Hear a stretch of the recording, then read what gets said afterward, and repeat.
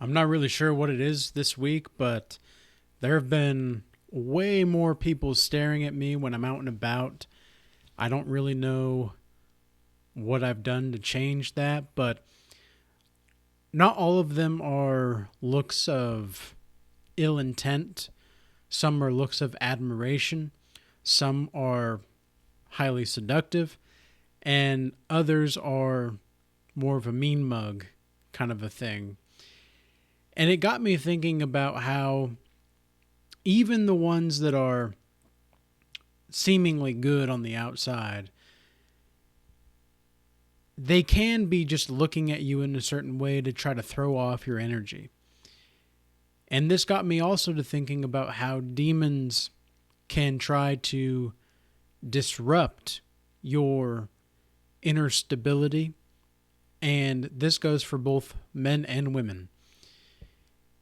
If you are on, because here's the thing, everything that is spiritual is not always a good thing.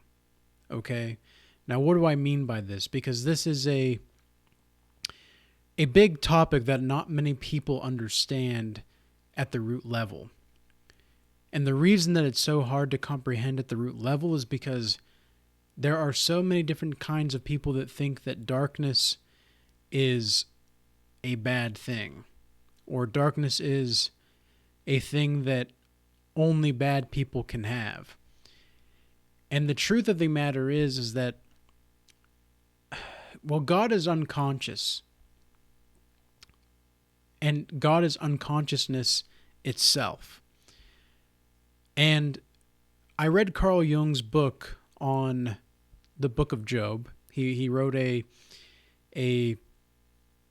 reflection on the book of Job and pondered very, very many different questions, because the book of Job was a very distraught book. You know, it was a very damaging to your faith kind of a book. And yet on the other side of the book in the Bible, it's this glory filled life where he gets everything that he wanted and more. But the sorrows that he had to go through it are just beyond measure.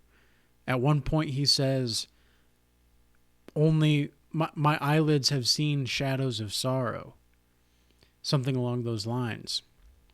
And it's like, holy moly, that's a tough life. To see shadows of sorrow behind your eyelids, you know, the implication that is presenting is very indicative of a profound experience in which God himself has shown to be something that is not necessarily all good. Well, how could that be? How could that be? Well, Carl Jung, who was a psychologist, his spirit is still with us today for sure, and his work as well.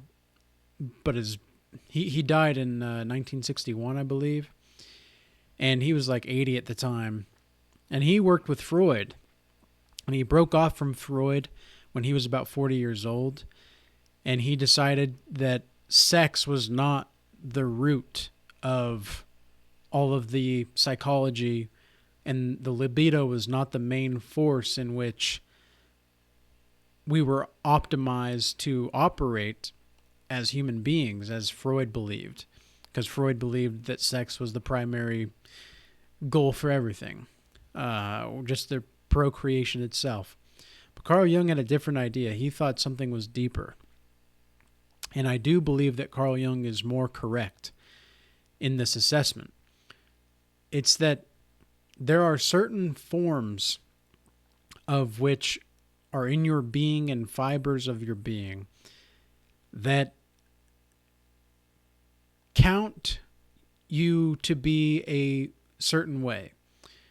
So when you activate certain kinds of new experiences in your life, like when you create new experiences or when you go new places, you talk to certain people, you say certain things, and you speak things into existence, anytime you're operating in unknown territory, you actually, and you come out on the other side alive, you actually activate DNA in your body, and this is scientifically proven.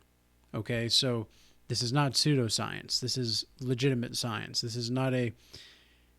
And what we're trying to do on this channel is bring and bridge the gap between psychology, spirituality, and religion all into one and revolutionize the way that we see psychology, philosophy, and spirituality.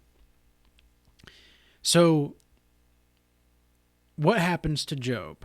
Well, Job is God makes a bet with Satan, which is a very strange thing to begin with, but God makes a bet with Satan because Satan bets basically that he can get Job to curse God, and God's like, no, Job is one of my best people. he's one of my best people out there. He's not going to do that.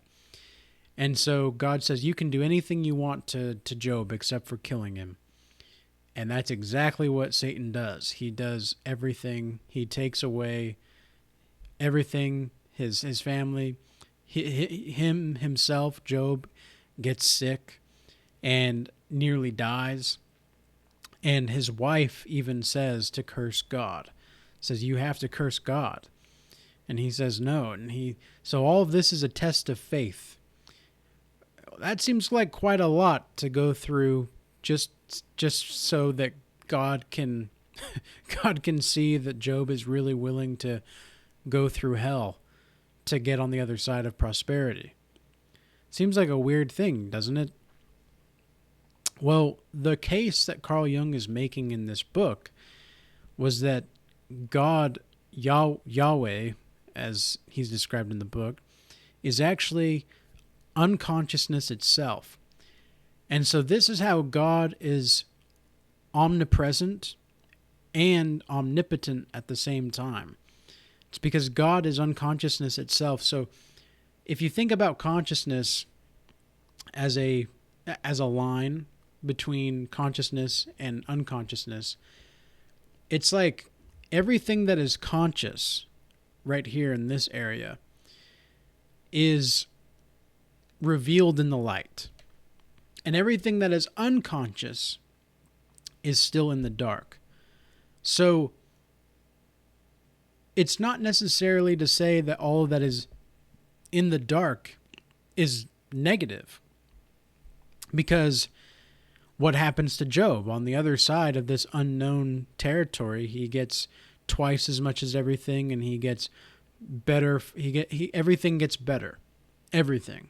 After his trial with Satan and the devil. So it's almost like on the other side of the darkness is a light that you cannot always comprehend.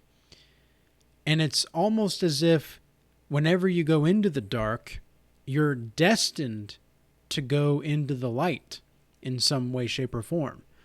Because even when you go into the dark, there's a witness within you that is seeing that darkness is darkness. And so you're seeing the unknown as the unknown itself. So when we think about the darkness in this way, darkness doesn't necessarily seem so negative. Like, of course, there's evil in the world. I'm not saying that there's not. And I'm not saying that a lot of the times we should strive for darkness. I'm not saying that at all. I'm saying that we should be acquainted with and understand the dark so that it doesn't disrupt our internal stability to the degree in which the darkness that works for darkness and not for the light wants us to be disrupted. And so as God's people, we have to really be with the darkness and address it when it arises and expose the lies, expose the evil. That is our job. That is our sacred duty as God's people, is to expose that which is not good. And sometimes you have to think about it as a chess game, right? Or as a war. because it is a spiritual war. And one of the books that I recommend reading is The Art of War and the 48 Laws of Power for that reason. It's not to gain power or influence over certain people or certain things just because you want power and influence. It's knowing how to operate in this game of life, because even though life isn't really a game, it is. Like this life that we live right here, right now, you watching this video right here, right now, you do realize that you are living in Elysium. You are living in heaven for all intents and purposes. But heaven is a state of mind and hell's a state of mind. And so Elysium can be described to you as anything that you want to have happen, and anything that you want to see created into the universe can be created. But it's going to be nearly impossible for us as a human being, because we have a certain limited amount of consciousness that we can possess as a human being. Like, to understand the totality of creation and consciousness, that's just out of the question. Like, there's no way we can learn everything there is to know and everything there is to be. That's why God is unconsciousness itself, according to this book by Jung on the book of Job. And I think he's correct, which is kind of terrifying, but it's also very beautiful. And that's what makes it so terrifying, is there's so much beauty in it. And this is one of the reasons why, if you think about the resurrection of Christ, when God is unconsciousness itself, that means that time is nothing. Like, there's no time in unconsciousness. Like, think about the last time you went to sleep, which is probably just last night. Did you have like a set time or a sense of time in your unconsciousness while you were sleeping? No, you didn't. But this is one of the most compelling reasons why the resurrection of Christ is so interesting as a story. I'm not even speaking about it as a scientific fact or a religious claim that God rose from the dead. I'm looking at it from a mythological and psychological perspective, provided the implication and the prefaces that God is unconsciousness itself, it would actually make a lot of sense for all of the miracles that he was able to provide, all of the before that, and then with the resurrection, when he was able to rise up from the dead, as if time didn't matter.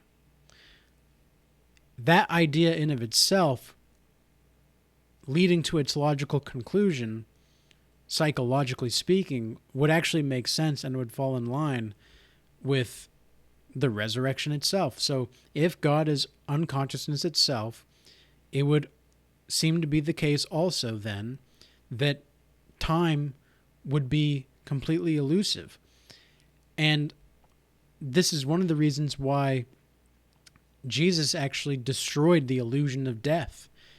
I mean, he even says everlasting life. If you want everlasting life, follow me. So everlasting life is this continual creation into and journeying into consciousness.